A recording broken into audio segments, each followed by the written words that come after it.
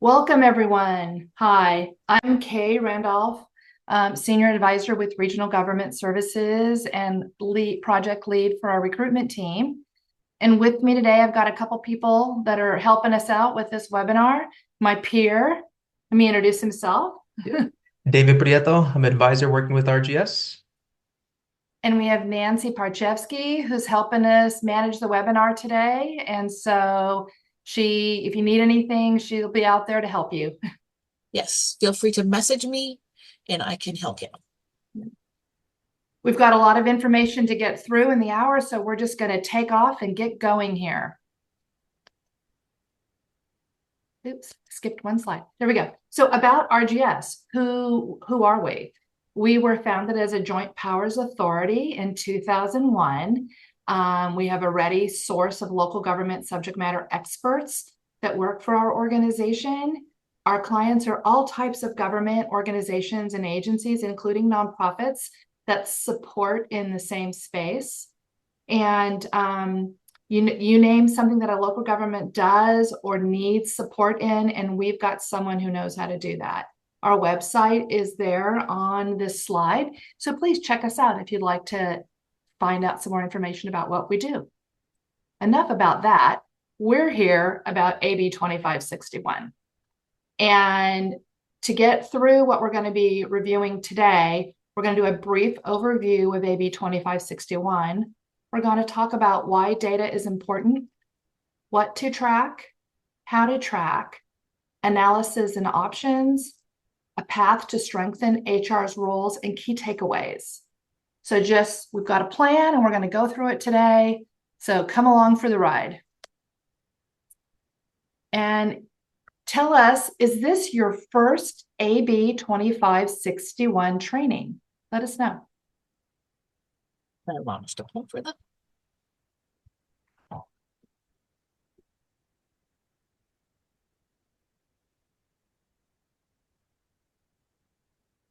Few more people.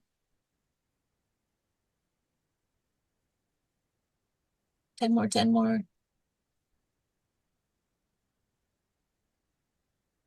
It's almost done, so just let me know when you want me to share. Hey, go ahead.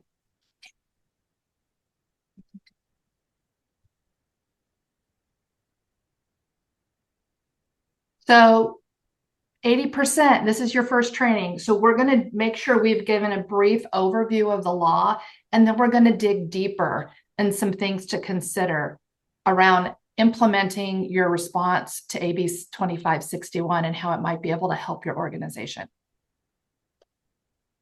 So why was this law enacted? It was enacted because it's a statewide concern of persistent vacancies that public agencies have held, especially right before the pandemic and through the pandemic up until today. It's impacted service delivery, it's impacted the workload, burnout of employees and morale of employees, and it's a concern in terms of organizations, cities, counties, special districts in meeting the needs of their constituents consistently. The requirements, we're going to go over the requirements for AB 2561. And before I also mention that, I also want to talk about one of the reasons why 2561 was created is because bargaining units also have an interest in assuring that their members aren't burnt out. They also want to assure that their members are paid equitably. We all know that there's a chase on salary within organizations as we do our surveys, but that is one of the reasons why this law was created as well, just so you're aware. So in complying with AB 2561, because every public agency needs to comply with 2561. The reason is because whether we have a bargaining unit or not, our employees can gather and create bargaining membership if they choose to, and thereby we are all required to comply with AB 2561. What the law establishes is that each government agency must hold a public hearing prior to the budget adoption every year. And in that public hearing, and public hearings critical here, it's not just a meeting, it's just not an information session, but it's a formal public hearing. information on vacancies, recruitment, retention efforts, obstacles to the hiring process must be shared. Data must be shared, information must be shared on these particular topics in that hearing. For employee organizations with bargaining units, this presentation's for everyone. Small organizations, large organizations. So if you're an organization that actually has a bargaining unit, you must allow this bargaining unit to make a presentation during this hearing. They need to request it, so they need to know when the hearing is going to take place, and then you must allow them to make a presentation.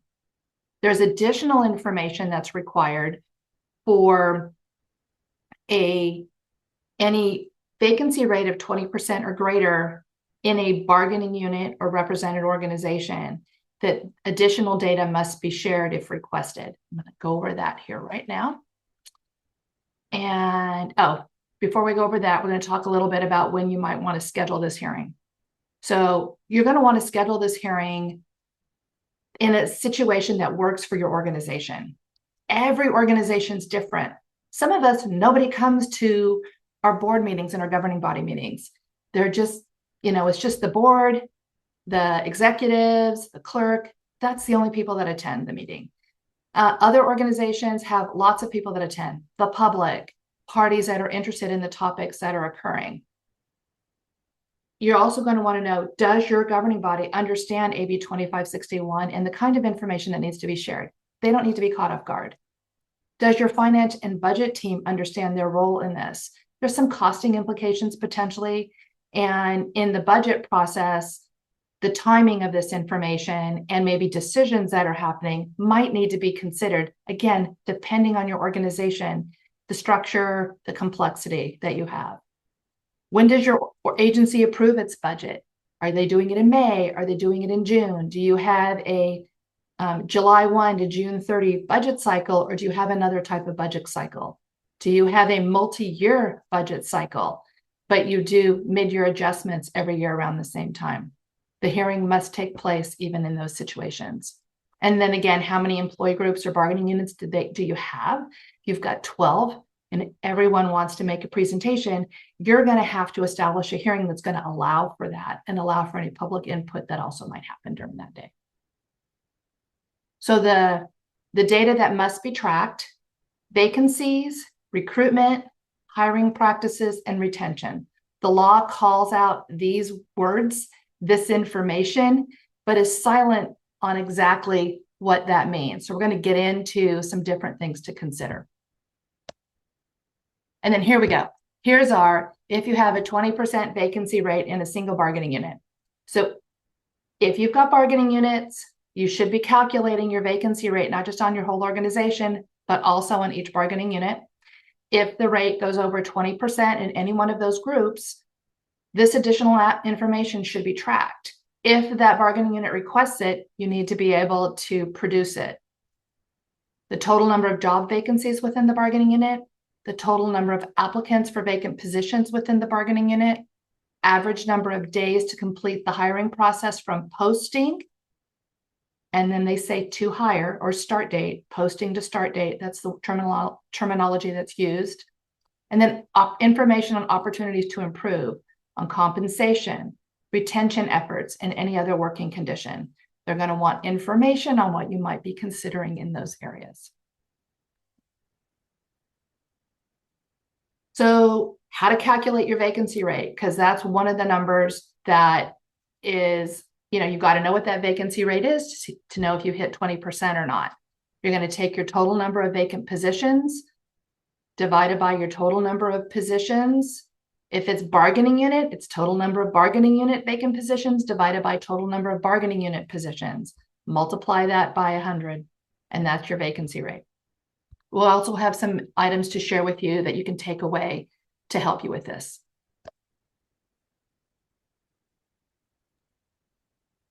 So with that, you should be getting a survey question that's popping up on the screen. So why is workforce data tracking important to your organization? Please choose the top 3, and we'll give you all a minute here to let us know what your thoughts are.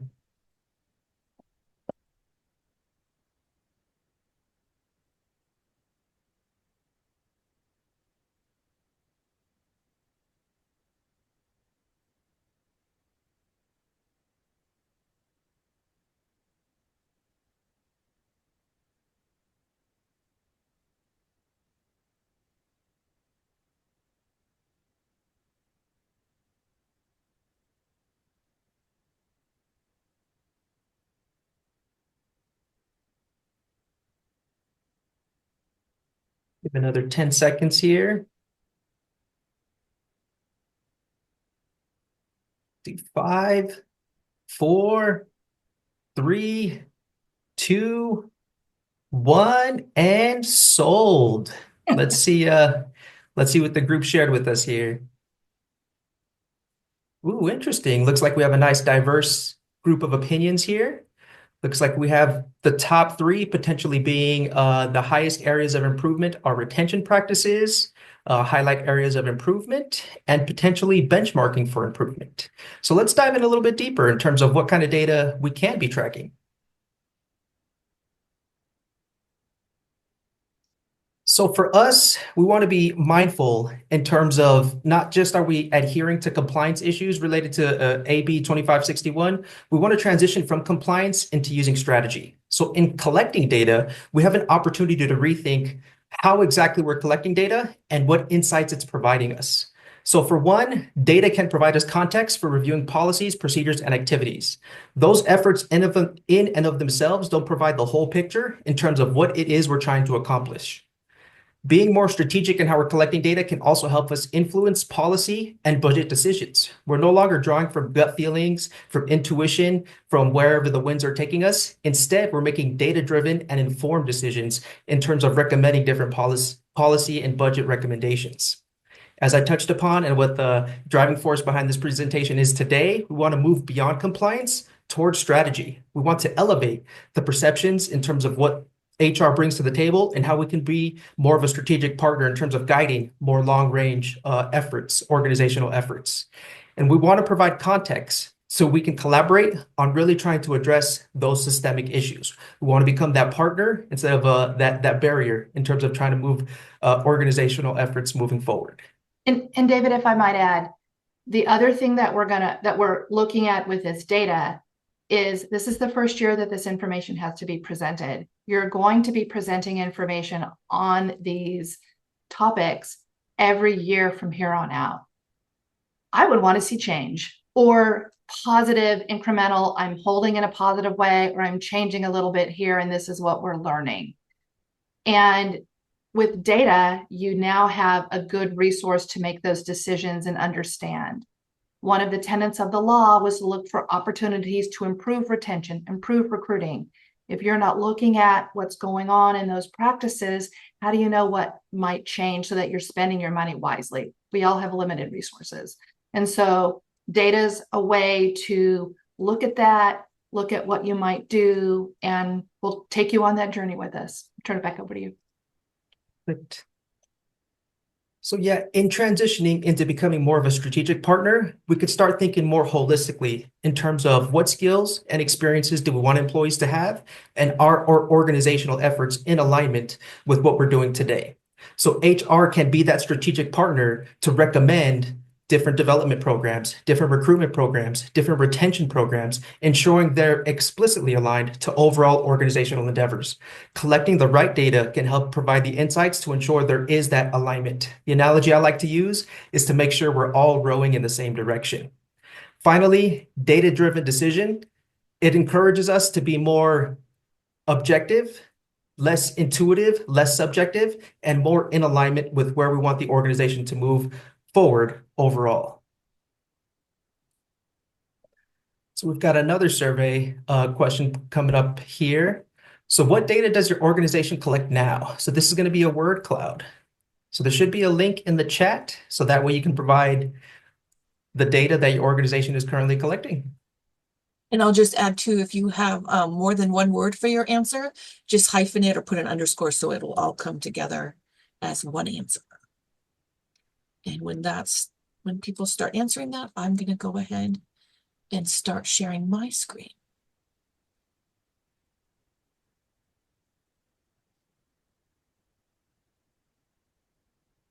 We're getting a few. I'll go ahead and share mine so people can see.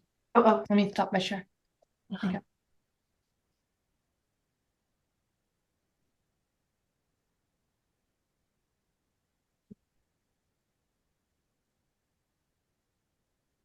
Presenter mode so it's bigger. Wow, lots and lots. And I just want to say if the word is bigger, that means more people put that as their answer.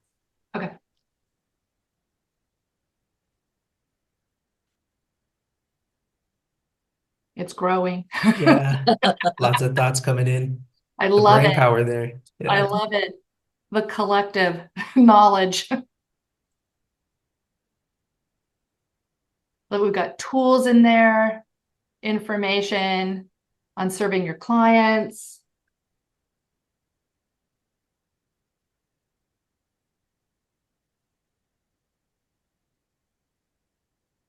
Wonderful. Metrics. Yeah. Yeah.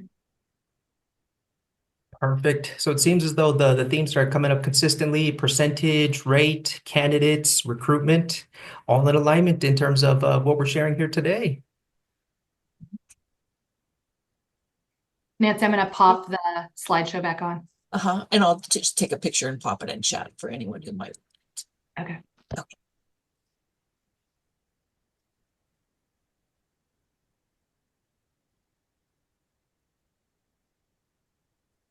So the data you track is important. You need a foundation to build it from. And that foundation is position allocation, full-time equivalency. If you don't have some sort of structure of that in your organization now, it's your payroll. Go and pull your payroll. Identify what vacancies you may have and build a list. And I'm going to pop on a spreadsheet here real quick. And this is an example of a position control for a small city. We're going to share this with you. You guys are going to get a copy of it. Don't worry. We put some fake data in here with fake names, but you start from position control to then understand turnover, recruitment practices, hiring, that we'll get into here in a little bit. And let me go back to the slides. You want to look at your organization-wide turnover and vacancy rate. Turnovers by bargaining unit, department, supervisors, so you can help people succeed who may be struggling. Also, you might want to consider looking at your OT and leave usages and tracking those so that you can see if in one area is using more than necessary. Maybe there's a different pattern of scheduling that might limit costs in certain areas. We recommend, and I showed you those 3 areas on the spreadsheet, that you break your data up in chunks and track it however you decide. We're going to give you one idea of a way to do that. And to track the recruitment process. HR is primarily responsible in most agencies to do the recruitment, to understand what the manager is needing, and to put a program together, market it, and go out and find candidates, evaluate those candidates, and build a list. Then the list goes to a department, a manager, a supervisor to make a hiring decision. In most agencies, they are responsible for that hiring decision. They might ask HR for some help, but they are ultimately responsible for questioning those candidates and deciding who they want to hire. And then they tell HR and get approval to hire someone. And then the background process happens, which is an HR process, but has, in many cases, a lot of contractors involved. And so we recommend, and the spreadsheet will point this out. I'm going to pop this back up one more time, that you, in your recruitment process, you have when something is requested, when it's approved, when you planned it, when you opened it, numbers of how things are happening in the recruitment, a date of when you refer. Then you go on to your hiring department. Some of the data may be the same, so you can pull information later. Date of first referral for that hire, how many candidates were referred, when the manager interviewed, when they requested to hire, when they approved that, when the candidate was hired. And then the background. Again, you have this approval of hire date. Then you need to do your references and get results. You need to have a written conditional offer, a accepted conditional offer. Then you're going to have a background done and get results. Some agencies do live scan. You got to schedule an appointment. Then you get results. When do those results come? Same with the medical. Pre-employment physical, if you've got law enforcement, you're talking polygraphs and psych evals. And then when the last date of that activity, because depending on the position, that date's going to be different. When you're sending that final offer letter of employment, when that candidate accepts it, and when they're hired and start. So this allows you to calculate the time frame in between each of those activities so that you can understand it and make decisions about it. Yeah, let me move. There we go. On the recruitment funnel, I just went over this. Time to open the recruitment. Are there minimum qualifications barriers? Something to understand. Have you complied yet with 1100, SB 1100, and taking the driving minimum qualification off of positions where driving's not the majority or a predominant area in that position? Your candidate hits in your marketing, your number of applicants, the diversity of your applicant pool, the assessments. Do they work? Are they getting you quality candidates? And then the quality of your eligible list. The hiring funnel. Hiring managers, when they're timing their interviews, help them. Get them to schedule the date before you close a recruitment so it's on their calendar and they have time to do it. How long does it take them to request that approval to hire? Are they having a hard time making up their mind? That happens a lot. And then the conditional offer letter that goes out. And then the background funnel we talked about. Reference checks, backgrounds, live scan, pre-employment drug screen, medical, when someone starts. Again, scheduling of appointments, results coming back. How long does that take? Saw the sample spreadsheet again. I'm not going to saw the sample spreadsheet already. I'm not going to show it. And So yeah, one of the things I liked about what Kay broke down is she broke apart the recruitment process into three distinct steps. There's the recruitment process, the hiring process, and the background process. By breaking it out in that manner, you can start to pinpoint exactly where there might be some hurdles or some potential choke points that we can focus in on and improve. I'm going to transition over into retention. So when it comes to AB 2561, the two big buckets are recruitment and retention. Kay touched upon the recruitment. We're going to transition now to the retention. So with retention in mind, what are some possible factors that we need to consider as organizations as to what entices or encourages an employee to stay versus one who decides I'm going to, check if there are greener pastures? One is, are you an employer of choice within your region? Meaning, when comparing your agency or your organization to other employers in the area, how are you providing benefits or an incentive for employees to want to stay or join your organization? What is your employee experience like? And are you regularly conducting engagement surveys? Are you listening to the feedback your employees are providing you and then making updates and possible improvements? What unique aspects of your organizational culture can you highlight and share to keep individuals excited about joining your organization and encourage those new individuals to want to be a part of your team? Do you regularly conduct salary and benefits surveys? Are you competitive with your competitors in the area, not just in terms of culture, but in terms of dollars and cents? What alternative benefit offerings can you provide? I know from a millennial and Gen Z perspective, they're big into alternative forms of benefits. One big one that I've seen trending recently is pet insurance. Are you providing some kind of alternative benefits that you can encourage and entice individuals to want to join your team? And finally, even though you may have provided that excellent employment opportunity, if individuals do decide to exit, are you gathering data and insights in terms of why? So are you engaging in exit interviews and following up on potentially improving the overall employee experience? And David, I'm just going to add here. Yeah. There are many agencies we work with. Most our clients are here. They can't pay top dollar in salary. They can't afford a lot of expensive benefits. They do what they can to compete in their area. And that's okay. That's the reality. But what else can you do to help attract candidates to your organization to make yourself an employer of choice? And it's not always about adding more dollars to the paycheck or adding more benefits. So just wanted to add that. Yeah, and related to that, I know remote work is still a hot topic. So exploring pros and cons, and is that something else we can provide? All righty. So when it comes to collecting data, both on the recruitment side as well as the retention side, there are some key considerations. Ideally, we want to take into account early in the process. We want to take into consideration, is this data going to be collected and shared annually? Will it be collected and shared quarterly? Do we anticipate this, or do stakeholders want it in real time? Meaning, as recruitments are hiring, we're gathering data and visualizing at that same point in time. We also need to keep in mind, if we are going to share out our data and our insights, is it going to be for external reporting purposes or internal reporting purposes? Each one of them has a different considerations that need to be taken into account.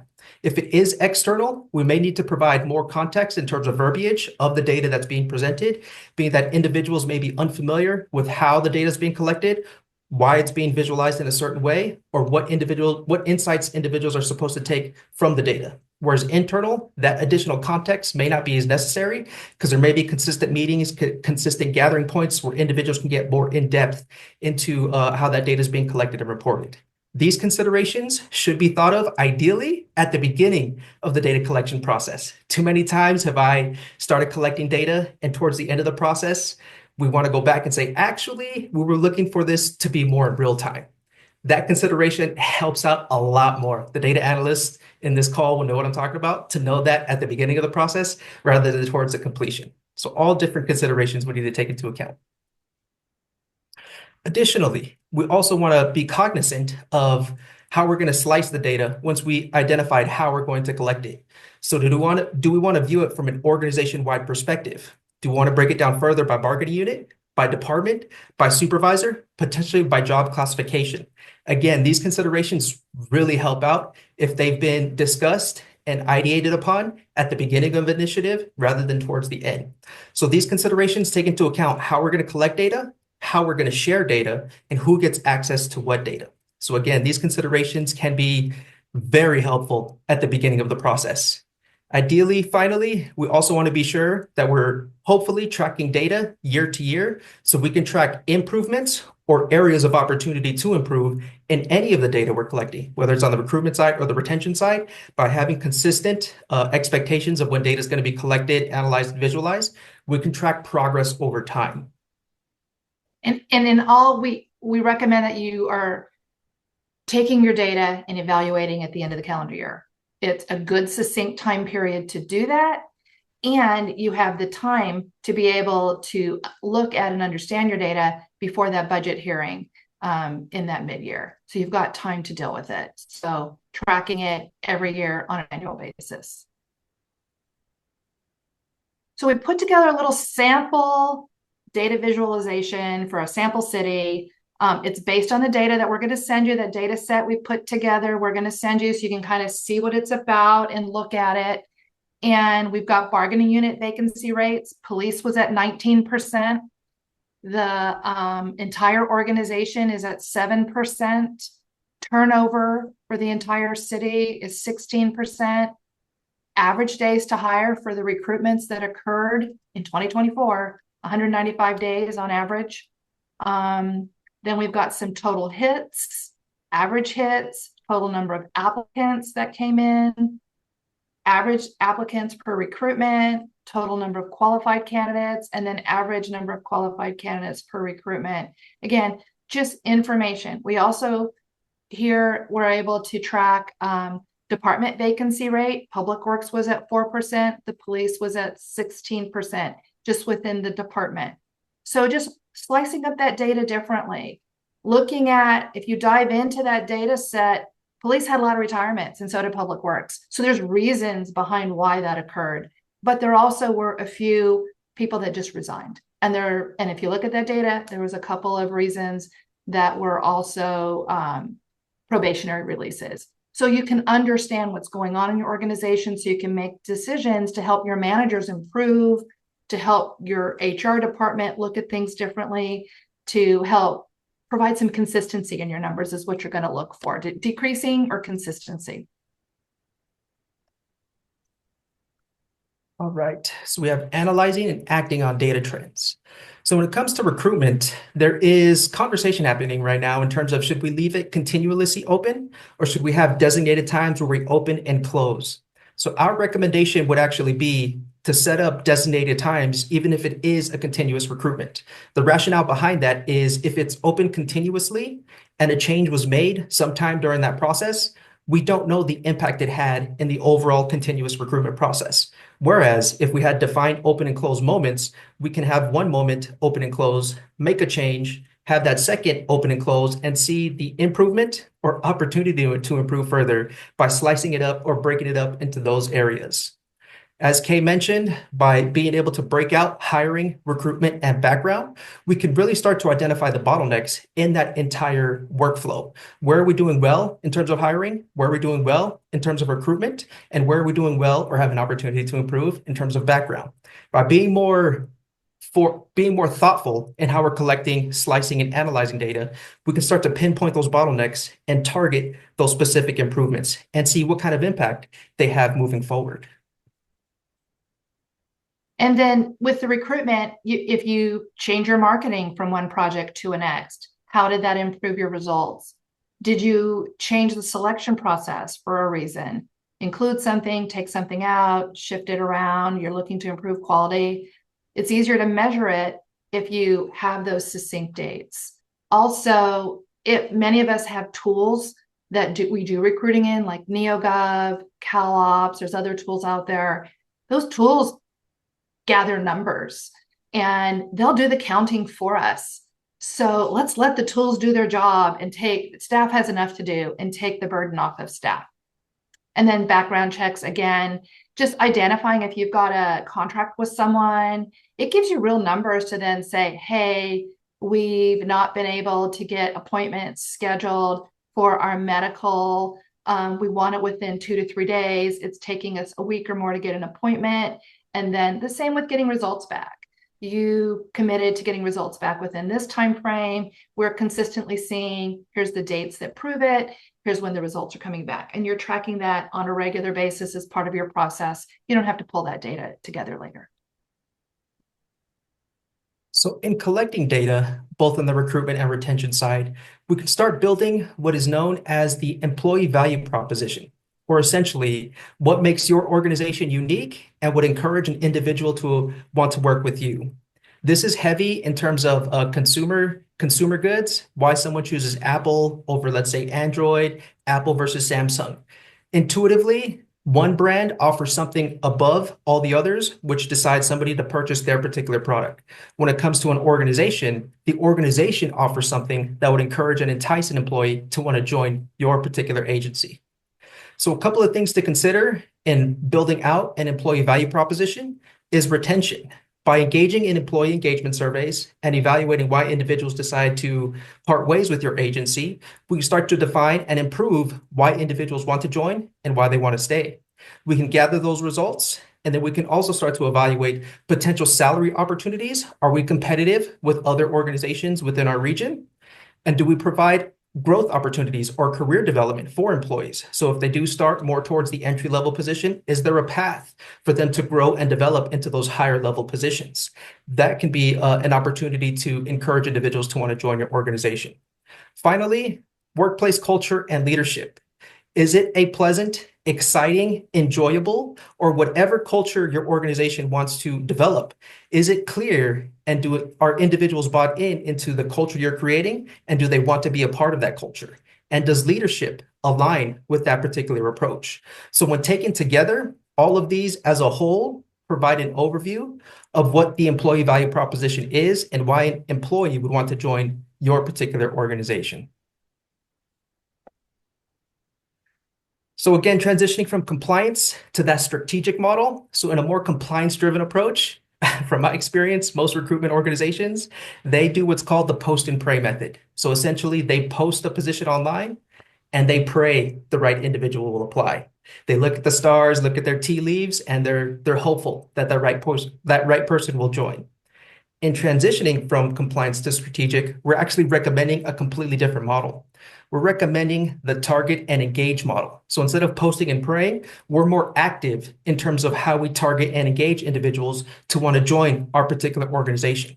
Here are some best practices with a target and engage process. We advertise to attract the right candidates using targeted marketing. Again, going back to that employee value proposition, why would an employee want to work here? And how can we highlight that when we're marketing? We want to Can I go ahead, add Kay. one thing there? And marketing is not about where you place an ad. Marketing is about the language that you're using that is more inviting and shifts from the governmental bureaucratic job description, that invites someone in using language that attracts someone to your culture, your climate, the work. So I just wanted to clarify that. Yeah. And we're building more of a conversation. Traditionally, in the post and pray method, we just shoot information out to candidates. Now it's a more bi-directional conversation. With that, we want to keep candidates interested and appraised of where they stand throughout the hiring process. I mean, how often have candidates applied and their application just goes into this black hole and they never hear from the agency again? To maintain that employee value proposition and keep individuals interested, we want to keep them apprised of where they stand in the recruitment process. We also want to develop a candidate-centric perspective. Again, going back to that employee value proposition. It's not, this is what the organization provides. It's, this is how working with us can benefit you.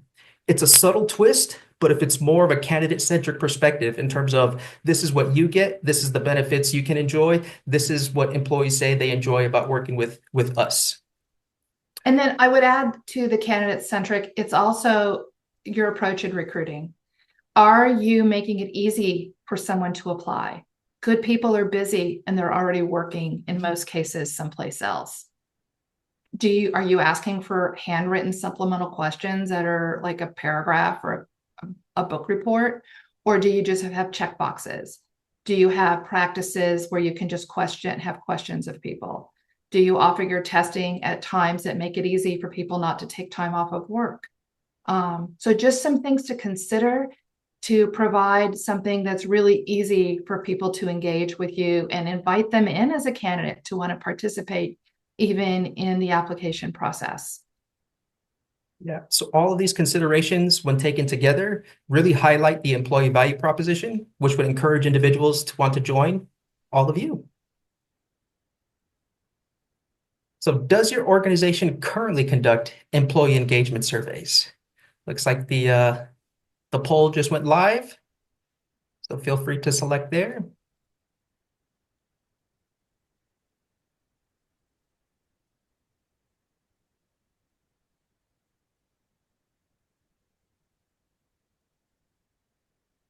Do another 10 seconds here.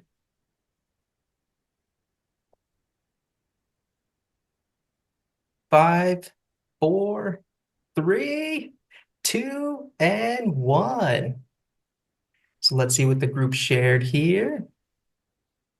No? Okay. Looks like no is the main answer, with a couple we're looking into it and a handful saying yes. But 30% said yes. That's very yeah. interesting. I'm excited by that. Yeah. Perfect. All righty. Go on to here we go. Employee engagement surveys. So what's the rationale or reasoning behind many of them? Their goal is to assess the effects of the following: workplace culture, policies and practices, perceptions of leadership, growth opportunities, psychological safety. Ideally, they're trying to pinpoint opportunities as to why an employee is engaged, excited, and would want to stay with your particular organization. An analogy I like to use is, so imagine I were to go to the doctor and they provide various health feedback. And I go for my yearly physical and they provide insights into where I'm doing well and where I have an opportunity to improve.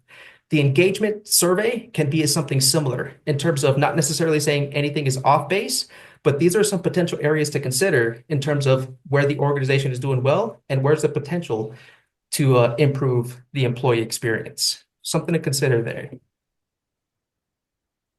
So when it comes to Gallup, who is probably one of the best well-known organizations in terms of tracking employee engagement over time, they define employee engagement as employees who are involved in, enthusiastic about, and engaged within their particular workplace. So individuals who are excited, who are psychologically connected, emotionally connected to their particular organization.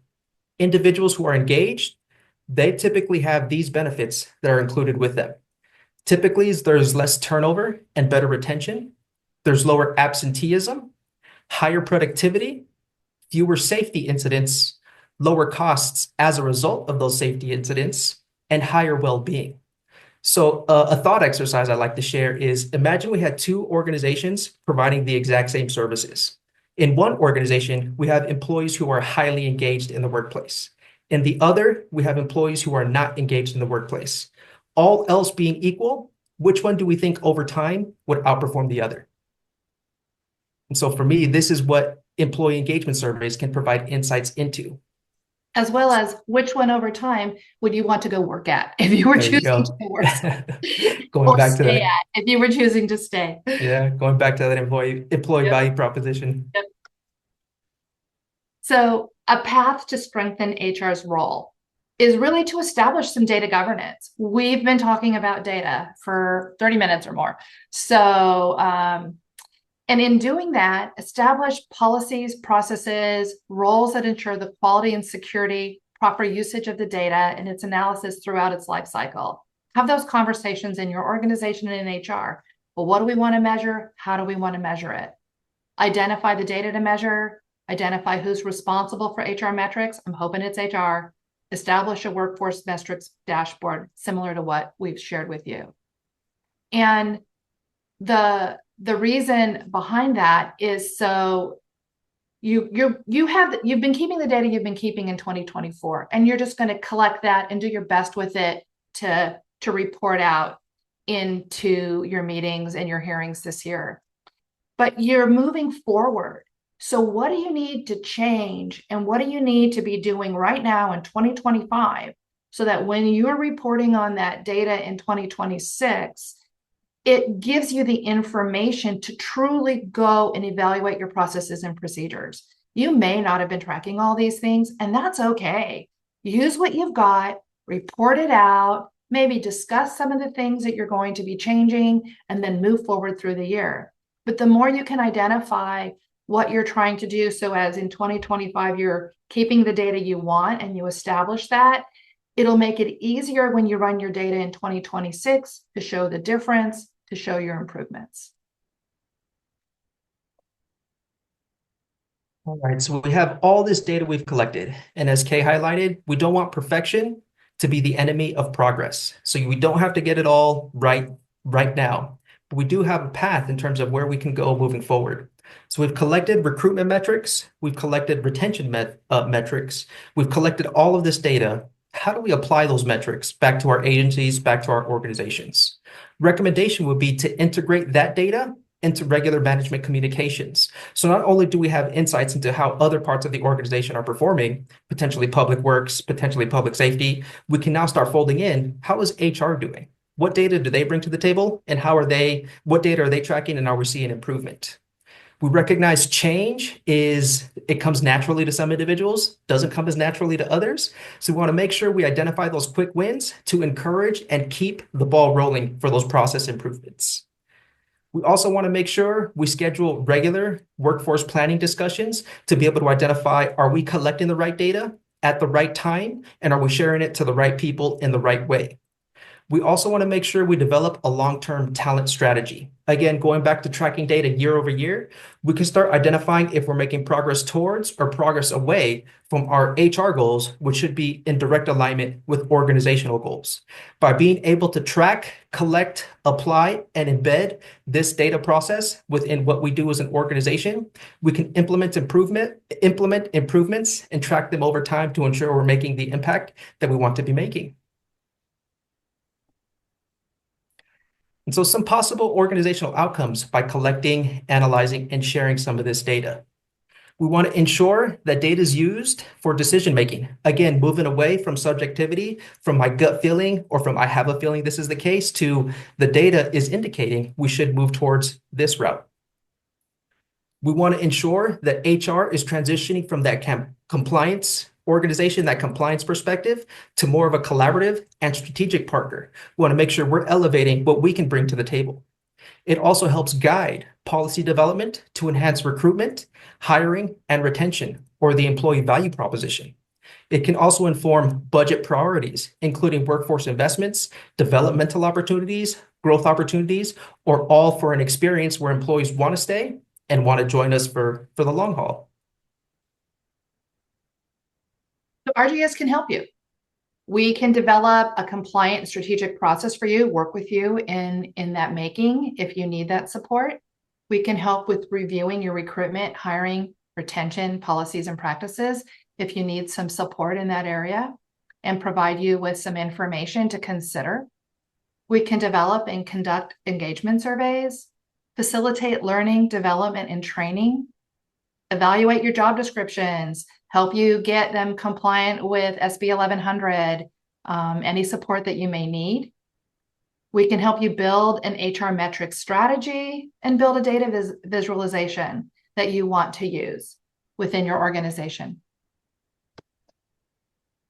Our key takeaways today are AB 2561 compliance is an opportunity to drive your workforce improvements and to look at what's going on in your organization and help support your departments, your department managers and supervisors in success of the programs that they're doing with the employees that they're hiring and that they're managing.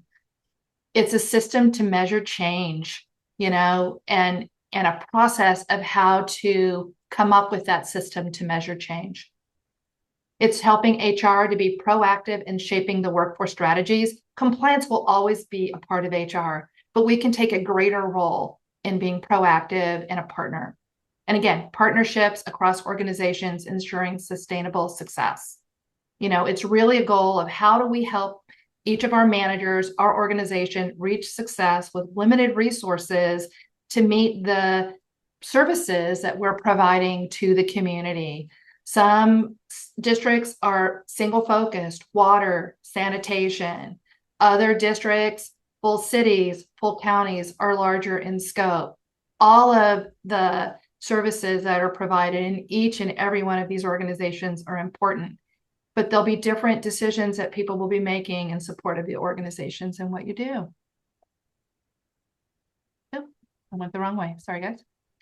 And with that, if you have any questions, we're going to turn to Q&A. We've got about 12 minutes before the hour hits. And you're going to get a copy of these slides also that we're going to send out. So don't worry. And we'll be emailing you some information within the next few days following this presentation. I'm going to stop sharing my screen so it'll make it easier for us to do the Q&A. Pull up chat. You got it? Okay. Let's see. Here we go. For those who've asked for handbooks, okay, here we go. Data presentation. Does it apply to non-bargaining units employees? I think everywhere legally, per the law, the only ones that are that if requested are the law says you need to let them make a presentation at the hearing are bargaining units. Each organization, if you've got a group of employees coming forward, I think that's a conversation that you need to be having with your attorney. I'm not going to say one way or the other. I'm not an attorney. I'm a human resources person, but that's a conversation to have with your attorney to decide how your organization wants to handle that.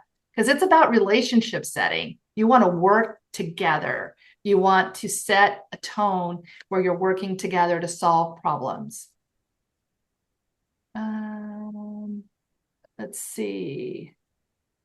And word cloud. Okay, that came up. Let me see. Will we get copies of the slides? Yes, you're going to get copies of the slides. And the spreadsheet. Yes, you're going to get copies of the spreadsheet. The spreadsheet's not locked. It's just fake data we made, creating some information so you can go check it out, figure out what's useful for you or not.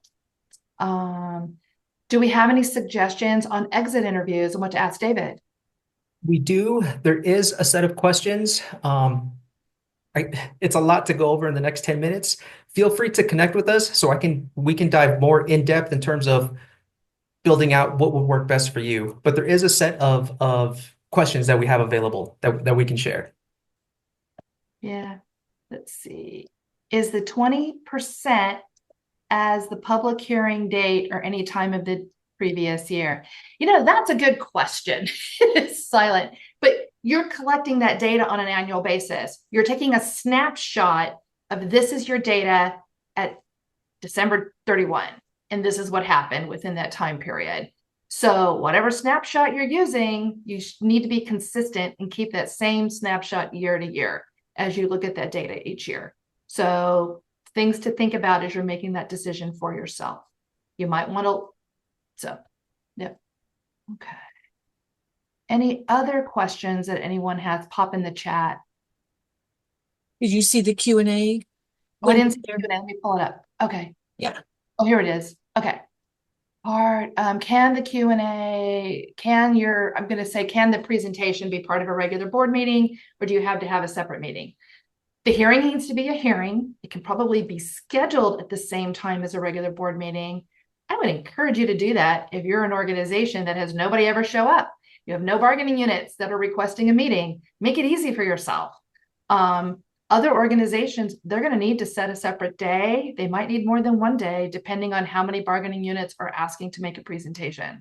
So it's really going to be individual as to how each organization decides how they're going to set their hearing. But it needs to be noticed as a public hearing, established as a public hearing. So you might need to do your hearing, come in and out of your hearing, do your meeting, come in and out of your meeting. Your clerk will be able to help you understand that. Does this also apply to small organizations without bargaining units? Yeah, this law applies to every local government agency in the state of California, whether you have a identified bargaining unit or not, because your employees can organize and create a bargaining unit. The law applies to us, even if we don't have bargaining units. Same question.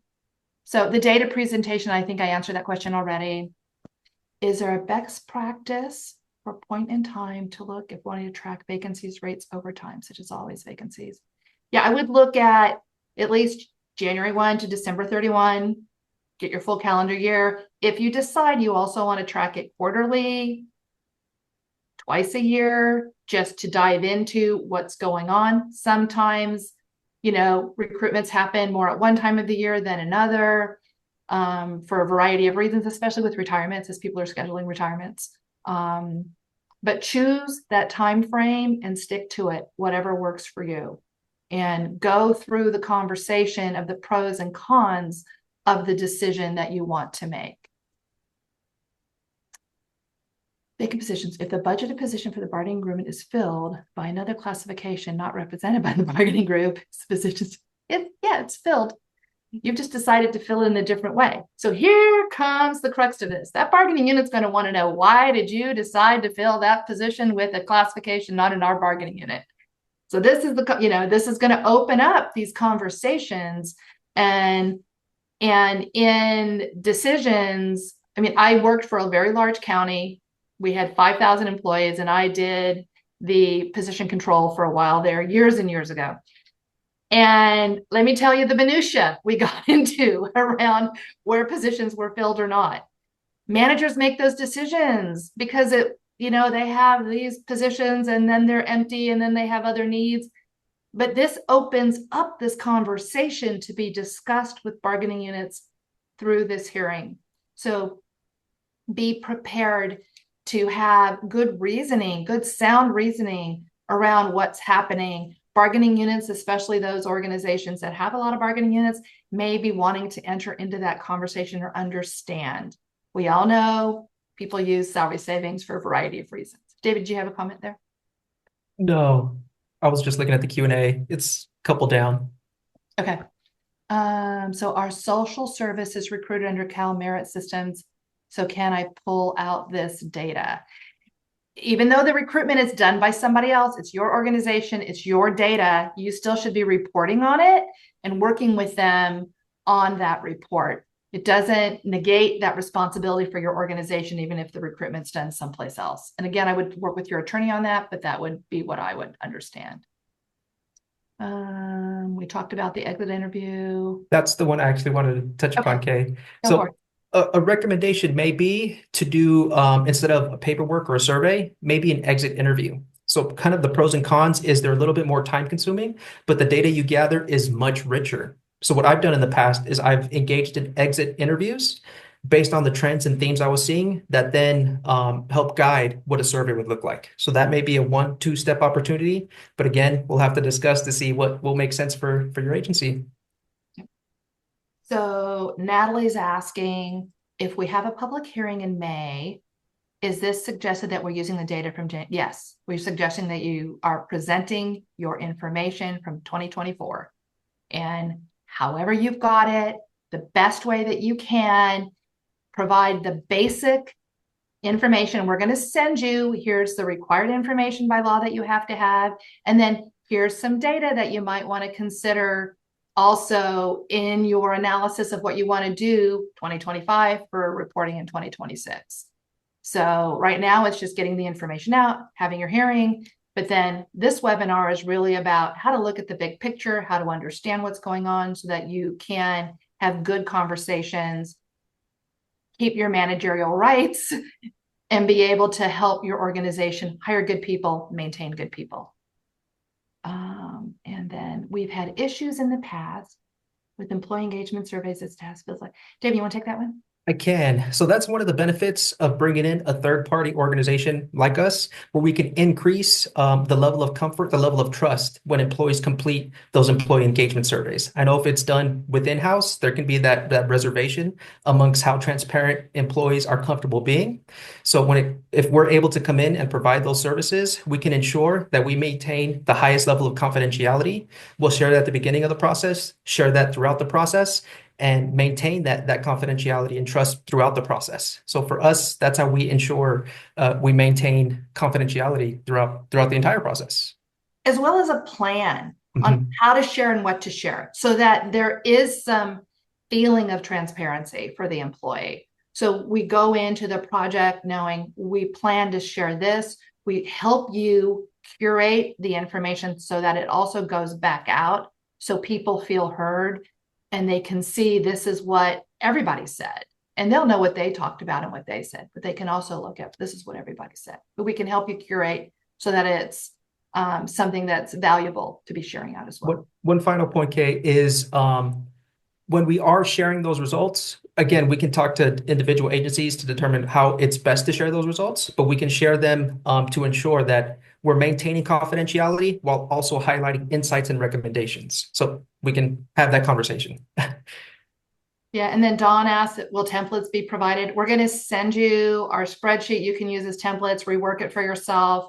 We're going to send you the slide presentation and then just some information on how to calculate some of the different data that you may be choosing to calculate as well. So we hope we've answered all your questions. We really appreciate everybody hanging out with us for an hour this morning to learn more about AB 2561 and kind of a different way to approach it and look at it so that you can, really address and be prepared from year to year to show your success and what your organization is doing around and what you're trying to accomplish. We realize things are hard. Things are changing again lately. Now the recruitment market is shifting. It's always shifting with the economy and what's going on in the world. But that doesn't negate the need for this information for you making your decisions as well. So one final thing, we did put a survey in the chat, so please try to complete it. Other than that, thank you for joining us. We appreciate you all. Holler at us if you need anything.